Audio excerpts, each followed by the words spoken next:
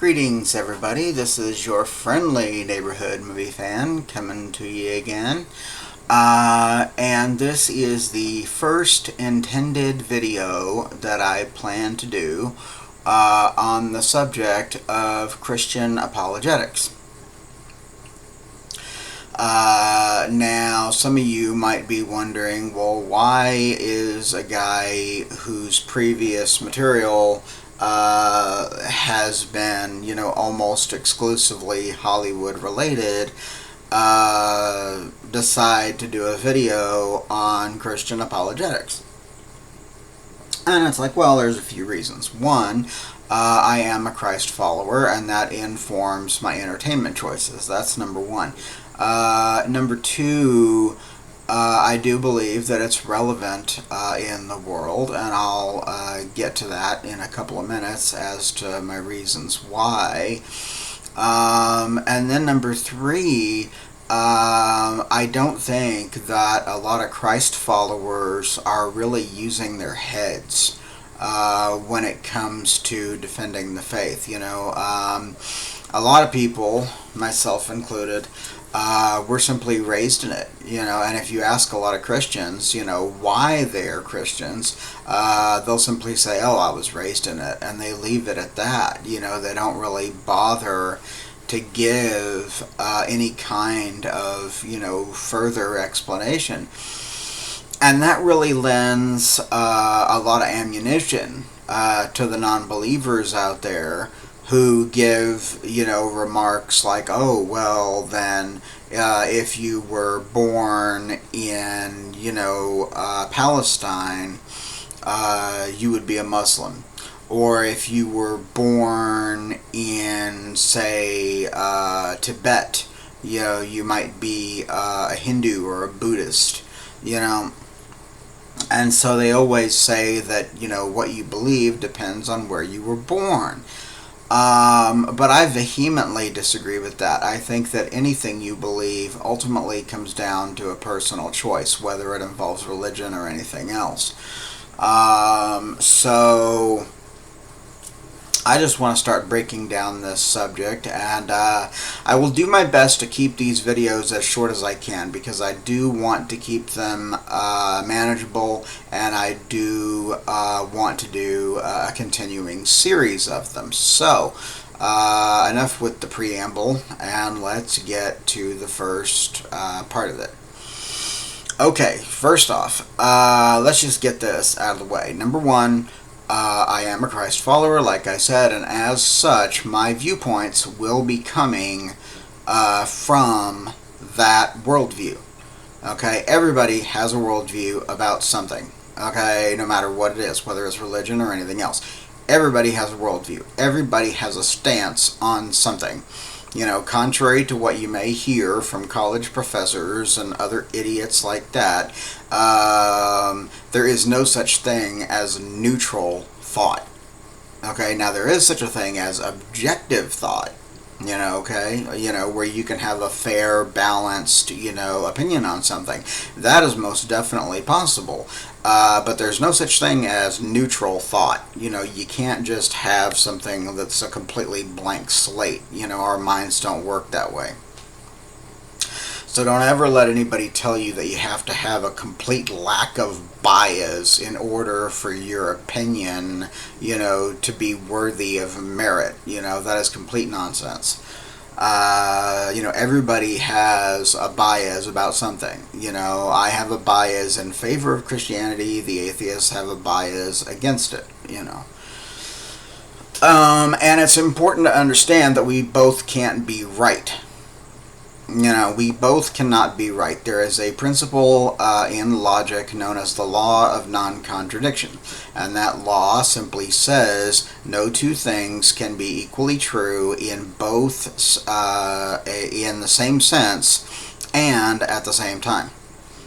Okay, so an easy example of that is, let's say right now, I am wearing my black, Spider-Man shirt. Okay. And I am wearing my Marvel cap. And you can see both as evidenced on this video. Now, That is objectively absolutely true when applying to me and to what I'm wearing. Because I am the object, I am the individual, and these articles of clothing are objects unto themselves. Okay, so other people can say, well, I don't believe that. And it's like, well, it doesn't matter what you believe. Okay, these are absolutely true when applying to me. So, that's not relativism. That is objective absolutism under the right parameters. That's how logic works. Okay, and we can apply that to faith and spiritual and religious matters as well. And people apply it to the sciences too, for that matter. Moving on. Now, I've written extensively on this just as a document to prepare my own ideas, so I'm going to be reading off some of this. So, to start with, question number 1. What is apologetics all about? Well, the phrase itself, Christian apologetics, has become fairly popular in recent years, especially among those who already choose to worship Jesus Christ. However, it also tends to confuse the general public, due in part to a series of simple misunderstandings.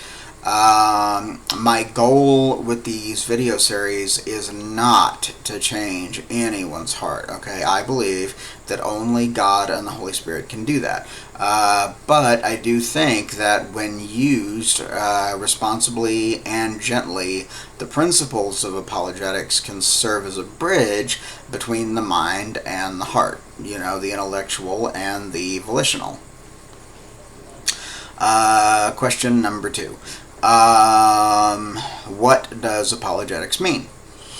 A very common automatic assumption that a lot of people make about apologetics is thinking that it equals saying that you're sorry for your believing in God. And this idea is based on a misconception. It's based on the word apologetics sounding very similar to the word apology, which has long been associated with feelings of remorse and regret. Like saying, oh, I'm sorry for hurting your feelings, or I'm sorry I did this, but that association, that negative connotation, was not always in existence. Both terms, apologetics and apology, they are derived from a Greek word called apologia, which means a speech in defense. It's more of a legal court term. And the negative connotation appears, from my research, to have first emerged around the time of William Shakespeare, probably around the 16th century or so. There's a line from his play Richard III that says, and I quote, "My lord, there needs no such apology," end quote. So, by the original definition, apologetics has nothing to do with confessing a wrong, trying to fix it, or explaining it away for the benefit of other people. It doesn't work like that. How are we doing on time? Let me see. Okay, I can do this for about another minute or so. I want to keep these under 10 minutes if I can. Okay, so question number 3, is apologetics necessary? From a biblical worldview, the answer to this is a firm yes.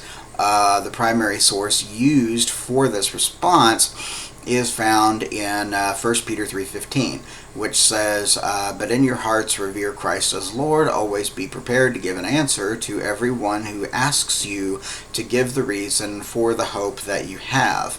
But do this with gentleness and respect." The word translated as answer in most English Bibles is actually apologia, the Greek word, apologia, courtroom defense. Now, in that passage, St. Peter was encouraging early Christians to be ready with such a defense. And while he also stressed the importance of being gentle and respectful in the process, it's very important to note that no follower of Jesus should be a weak-willed doormat. We are to be humble and honest and loving, absolutely. Merciful, graceful, just as Jesus was. But we should also be brave and uncompromising when it comes to matters of truth. So I'm going to end today's video right now, right here, and I will pick back up with the next question and further comments at another time. This is your friendly neighborhood movie fan signing off on this subject, and I look forward to seeing you in the next video. God bless. Bye.